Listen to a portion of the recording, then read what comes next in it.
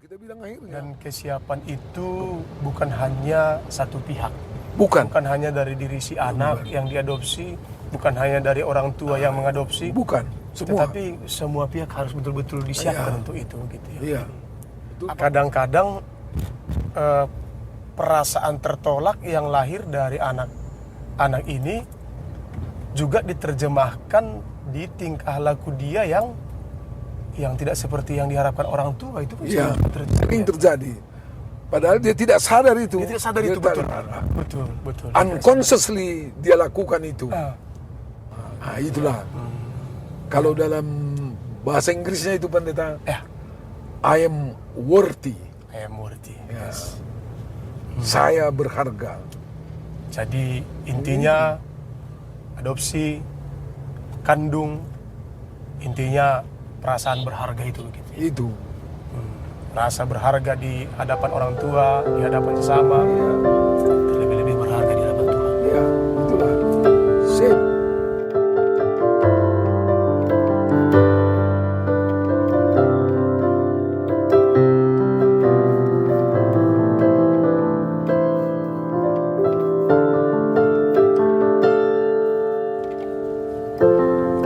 Horas Shalom, bertemu kembali bersama dengan saya, Pendeta Aryamsah Purba. Kali ini kita katakanlah segmen ini Mataboh Bangku Iman, Marbuali Petambah Pembotoh, bersama seorang tokoh yang tidak asing lagi, yang menurut saya sangat expert di bidangnya, Bapak Pendeta Dr. Edison Munte. Horas Tulang. Horas. Sehat ya? Sehat. Senang sekali Ham, di masa pensiun ini saya lihat semakin kesini semakin energik. Makin energik saja. Nah, halo, kabar nih Ham? Kabar baik, sehat, masih kuat makan. Masih kuat makan berarti masih kuat melayani. Iyalah. Iya, saya tertarik sekali dan saya betul-betul ingin sekali menggali ilmu Ham sebanyak-banyaknya. Karena saya pikir ilmu yang Ham miliki ini ilmu yang bisa dihitung jari di Indonesia ini. Langka tetapi sangat-sangat penting di tengah-tengah pelayanan kita di jemaat Tuhan, begitu kira-kira. Karena begitu banyaknya persoalan-persoalan dalam kehidupan manusia ini, mulai kecil, remaja, dewasa, sampai tua, persoalan selalu ada dalam kehidupan manusia. Tapi kali ini saya mau fokus, karena rencana saya diskusi dengan Bapak Pendeta kita ini, Bapak Doktor ini berseri. Kali ini seri satu topik, di episode berikutnya topik yang lain. Tapi topik kali ini saya mau membahas tentang adopsi. Ya, Tulang ya, membahas tentang adopsi. Memang di dalam Alkitab, adopsi itu terjadi ketika bangsa Israel juga diadopsi oleh Tuhan ya. Ya. Gimana kira-kira pandangan Ham?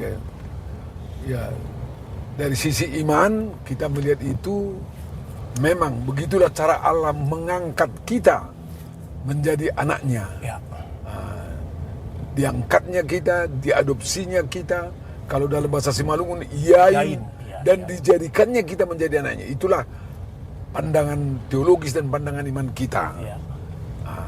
Dan kaitannya itu apa yang mau kita lihat kaitannya itu dengan hidup kita sehari-hari sekarang. Menurut pendeta, di dalam pelayanannya, coba. Ya, saya lihat seperti ini. Saya senang kalau ada misalnya, katakanlah kita to the point aja kan begitu. Kalau misalnya ada keluarga yang rindu mempunyai anak, mempunyai keturunan, tetapi Tuhan tidak mengizinkan, tanda kutip bukan tidak mengizinkan lah, tapi itu tidak terjadi dalam diri mereka secara darah daging begitu. Ya. Sehingga ada beberapa yang memutuskan untuk mengadopsi, apakah dari panti asuhan atau dari manalah, yang pada akhirnya legal secara hukum dan dari segi kekeluargaan juga mereka itulah anak mereka yang dikasih Tuhan kepada mereka begitu. Namun seiring dengan perjalanan kehidupan ini, itu menjadi sesuatu PR barangkali ya. PR bagaimana supaya anak ini suatu saat bertumbuh layaknya anak yang lain yang mempunyai orang tua gitu. PR ini yang mau sebenarnya kita kerjakan, kita jawab begitu. Tentu untuk memutuskan mengadopsikan ini kan butuh persiapan. Ya. Tulang, gimana kira-kira menurut Habib? Ya, jadi ini perlu sebenarnya juga kita kaji bersama sekarang dengan keluarga-keluarga yang mengalami itu dan mempersiapkan keluarga itu untuk melakukan itu. Iya. Secara mental, secara fisik, secara rohani, tiga-tiga. Iya. Jadi bukan secara fisik mereka juga harus dipersiapkan. Betul. Secara mental mereka dipersiapkan. Secara rohani mereka dipersiapkan. Iya. Karena itu sangat membutuhkan energi yang luar biasa. Mempersiapkan. Tidak boleh asal comot. Iya. Terus lakukan aja. Nanti kita lihat, nggak boleh. Persiapan ini yang penting. Dan kalau kita lihat sekarang, banyak pergumulan orang sesudah 10 tahun, sesudah 20 tahun, Iya. pergumulan keluarga itu, yang menyangkut itu, karena sudah muncul pergumulan. Anak juga mungkin akan bertanya, Ya. karena dia juga bisa dengar dari orang lain bahwa dia bukan anak Kandung begitu ya. dengar dari keluarga, dengar dari orang-orang dekat, dengan dari teman sekampung atau satu RT, terserah kan begitu. Nah, akan tiba saatnya hal itu muncul Iya. dengan berbagai alasan, dan akan tiba saatnya mereka akan minta tolong kepada seorang konselor. Apakah konselor itu pendeta, apakah konselor itu sebagai guru, Iya. terserah, akan tiba saatnya. Nah, karena itu katakanlah itu tiba kepada kita sebagai konselornya. Apa yang mau kita lakukan? Apa persiapan kita? Iya. Nah, yang pertama, kita harus tanya diri kita sebagai konselor juga. Sudahkah murni hati kita sebagai konselor bahwa kita mampu menerima anak adopsi itu sebagai konselor? Sebagai konselor. Ya. Artinya kalau kita lihat orang yang mengadopsi anak, sudahkah mampu kita? Sudah cocok lah itu. Betul. Sudah jadi berkat lah itu. Jadi sesuatu yang wajar lah itu. Ya. Dan kita menerima itu dengan baik. Atau masih ada dalam hati kita sebagai konselor, yang ngeri kali lah orang ini. Iya, betul. Iya. Artinya kalau kita bilang begitu, kita pun belum mampu menerima kenyataan itu. Iya. Bagaimana kita bisa menjadi konselor kalau kita tidak mampu menerima itu? Betul. Segala stigma negatif itu harus Harus dihilangkan dulu dari, betul. disembuhkan dulu kita sebagai konselor. Iya. Nah, karena ini makan waktu yang panjang. Iya, betul. Jadi jangan sempat nanti kita berbicara secara logika terus. Memang orang tidak punya anak patut dapat anak. Iya. Kalau tidak bisa dengan darah daging sendiri, adopsi. Ya. Itu logikanya memang. Betul. Logika yang seperti itu berjalan dalam hidup ini.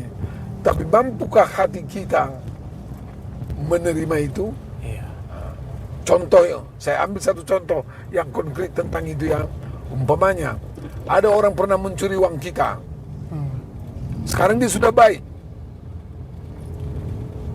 Kemudian kita bertemu dengan dia sesudah beberapa lama. Ya. Di dalam hati kita tetap dia pencuri. Berarti kita yang belum sembuh. Betul. Dia yang sudah sembuh, sudah berubah dia, sudah berbuat baik dia. Kita belum sembuh. Betul. Karena kita masih terikat ke situ. Jangan sempat seperti itu terjadi kepada keluarga yang mengadopsi anak itu dan kepada anak yang diadopsi itu. Karena kita belum ready, nanti akan ketahuan bahwa kita belum ready. Iya. Kita akan memihak salah satu pihak. Padahal tidak dibutuhkan memihak itu. Iya. Yang dibutuhkan adalah bagaimana bapak dan ibu ini sudah mampu menerima itu dengan baik, Betul. secara utuh. Anak ini juga nanti mampu menerima itu. Karena ada kemungkinan kalau anak itu tahu dia diadopsi, terserah itu dari siapa, dia merasa dia ada anak yang tertolak. Anak yang tertolak. Tapi kan persoalannya, katakanlah itu rahasia. Katakanlah itu sesuatu yang disembunyikan oleh orang tua yang mengadopsi tadi. Iya. Cepat atau lambat, yakin atau tidak yakin, bisa-bisa ini kan sampai kepada si anak, begitu dia. Iya, sudah pasti. Sudah pasti. Sudah Dan pasti. idealnya ini, anak ini tahu dari mana kira-kira tulang? Tahu dari orang lain, tahu dari guru, tahu dari konselor, atau langsung tahunya dari orang tua? Nah, itulah. Nah, inilah yang menjadi pergumulan itu. Ya. Sebagai konselor kita harus mempersiapkan itu dengan baik dengan keluarganya dan dengan anak itu. Sehingga di dalam semua percakapan itu, dimatangkan di dalam hati masing-masing bahwa sudah ready-kah semua menerima kenyataan itu atau belum. Sehingga nanti kalau di dalam pengalaman pastoral saya, akhirnya melalui percakapan itu, bukan orang tuanya juga yang bilang sama anak itu, bukan tidak dipersoalkan orang lain mengatakan itu kepada itu. Akhirnya anak itu, oh iya ya, aku memang kalian adopsi aku ya, dan saya sangat senang karena kalian buat aku sebagai anak kalian. Betul. Itu kita tunggu. Ya. Itu hanya mungkin kalau kita sebagai konselor matang dan mematangkan suasana itu sampai ke sana, gitu loh. Contohnya yang lain saya buat ya, contohnya yang lain. Kan kita takut juga mengatakan orang sakit kanker. Ya. Dokter juga pikir-pikir membilang itu sakit kanker. Betul. Keluarga juga walaupun sudah tahu tidak akan dia takut juga membilang sakit kanker orang itu. Bagaimana mengatakan itu? Siapa yang mau mengatakan? Dokter kah? Keluarga kah? Siapakah? Konselor kah? Tidak dibutuhkan kadang-kadang orang mengatakan itu. Tapi melalui pengalamannya yang sakit itu, dia dengar dari dokter ada penyakit seperti ini, ada ini, begitu terus. Ada orang yang mengkonselingi dia dengan baik. Dia bercerita tentang penyakit. Akhirnya dia mengaku, oh iya aku sakit kanker. Udahlah terserah sama Tuhan lah. Kalau begitu, aku sekarang memang sakit kanker. Biarlah Tuhan yang berdabu-dabu kepada aku. Biarlah Tuhan yang menentukan hidupku ke masa depan. Tapi aku berjuang terus. Dan itulah yang saya alami di rumah sakit kanker banyak. Saya alami itu. Kalau itu saya buat contohnya. Itu. Kesadaran itu bisa lahir dari dirinya sendiri. Iya. Dan dia mengaku dan terima begitu ya. Terima bagaimana dia itu, siapa dia itu, latar belakang dia. Iya. Gitu ya. Akhirnya dia dengan tulus menerima itu. Sesudah mengalami pergumulan panjang di dalam dirinya. Dia dengar dari orang, dia bertanya-tanya. Dia tanya orang tuanya, sungkan membilangnya. Betul. Kan begitu. Betul. Ditanyanya tulangnya juga nggak berani membilang. Ditanyanya pendeta juga bimbang. Karena pendeta juga nanti takut timbul masalah baru. Iya. Kan begitu. Betul. Supaya jangan lebih parah lagi. Nah, itulah persoalannya. Saya buat contohnya yang sakit kanker itu. Saya hampir tidak pernah membilang kepada yang sakit kanker itu bahwa dia sakit kanker. Ya. Tapi akhirnya melalui proses counseling, dia akhirnya, oh iya ya, kalau begitu sakit kankernya aku pendeta, kalau begitu. Dari dokter itu ku dengar begini, dari suster ku dengar begini, dari keluarga juga ku dengar begini. Berarti begitu, hanya bisa enggak sakit kankerku ini sembuh atau tidak. Nah, itulah pergumulanku sekarang. Kalau begitu, nanti kita dorong dia. Semua fasilitas yang ada, Tuhan berkati membuat kau kuat dan tahan. Itulah kita bilang akhirnya. Dan kesiapan itu bukan hanya satu pihak. Bukan hanya dari diri si anak yang diadopsi, bukan hanya dari orang tua yang mengadopsi. Bukan. Semua. Tetapi semua pihak harus betul-betul disiapkan untuk itu. Gitu ya. Iya. Betul. Apapun ceritanya itu tidak bisa dirahasiakan juga tidak sampai bisa. mati begitu ya. Nggak bisa. Dia akan tahu. Dia akan tahu, betul. Dia akan tahu.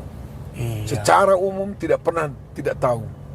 Kadang-kadang perasaan tertolak yang lahir dari anak ini juga diterjemahkan di tingkah laku dia yang tidak seperti yang diharapkan orang tua. Itu pun sering terjadi.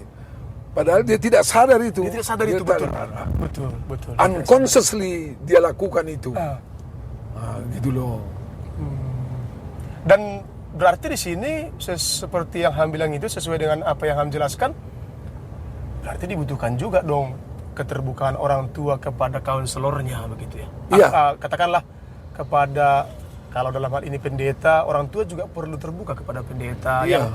yang mereka percayai begitu ya. Iya. Ini soal trust juga begitu. Iya. Yang mereka percayai bisa membantu mereka. Iya, benar. Apakah itu pendeta, apakah itu gurunya, apakah itu keluarga atau siapalah Iyalah, benar itu. yang bisa membantu mereka begitu. Kalau perlu konselor dengan keluarga itu, kalimat apa yang dibilang harus dipelajari bersama. Betul. Kalimat apa yang mau kita bilang. Jangan hanya kalimat yang logis.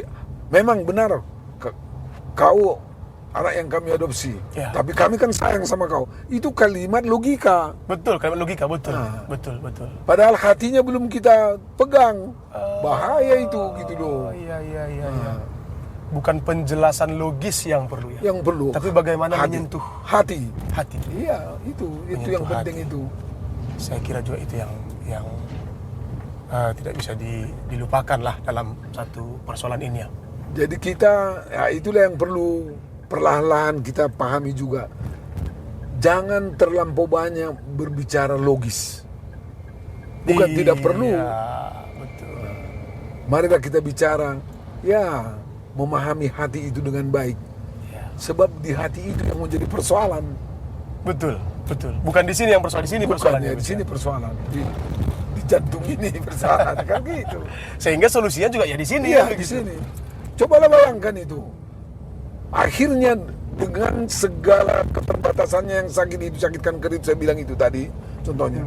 Dengan segala keterbatasannya, dengan segala pengetahuannya yang ada, dengan dikumpulkannya semua informasi yang didengarnya sedikit demi sedikit, dia akhirnya mengaku, oh iya ya, sebentar, kalau begitu, apa yang mau kubutuhkan? Kubutuhkan doa, kubutuhkan topangan, kubutuhkan obat, semua orang menolak. Itu akhirnya dia Sehingga yang dibutuhkan anak itu bukan penjelasan ilmiah.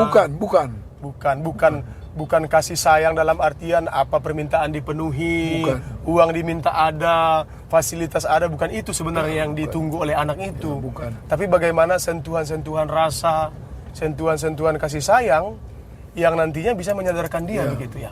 Dan membuat dia merasa, oh iya ya, walaupun ternyata saya bukan darah daging bapak sama mama ini, tetapi saya tidak merasa berkekurangan kok kasih sayang mereka begitu ya. Iya. Sehingga muncul perasaan seperti Iya. itu ya, Tulangnya. Seandainya pun nanti anak itu ingin mencari orang tuanya, Ya. sudah dia tahu, Betul. tapi itu dia sudah sembuh. Ya. Dalam kesembuhan dia pergi mencari. Bukan dalam artian Masih tertanda-tanda kemarahan begitu ya. kemarahan atau tertanya-tanya Atau- dalam hati. Betul. Ah, Atau ketertolakan. atau ketertolakan atau kekecewaan. Bukan itu, Bukan itu, ya. yang mendorong dia mau pergi mencari. Dan kita bantu dia mencari. Orang tua juga bisa membantu Bisa, ya begitu ya. bisa betul ya. membantu gitu loh. Nah itulah. Tapi atas dasar kasih sayang tadi, Iya. atas dasar Iya. bahwa ya ketemu atau tidak ketemu, yang pasti saya berharga. Iya. Nah itulah. Kalau dalam bahasa Inggrisnya itu pendeta, Ya, I am worthy. I am worthy. Ya. Yes. Saya berharga. Jadi intinya adopsi, kandung, intinya perasaan berharga itu begitu. Itu. Rasa berharga di hadapan orang tua, di hadapan sesama, Iya. dan lebih-lebih berharga di hadapan Tuhan. Iya. Itulah. Sip. Oke, Oke. Tulang. Thank you Tulang. Siap. Selalu energik, selalu bersemangat, berbagi ilmu pada kami orang-orang muda. Terima kasih Bapak Ibu, semoga terberkati, dan tunggu perbincangan kami berikutnya dengan sepuh kita ini. Horas. Horas.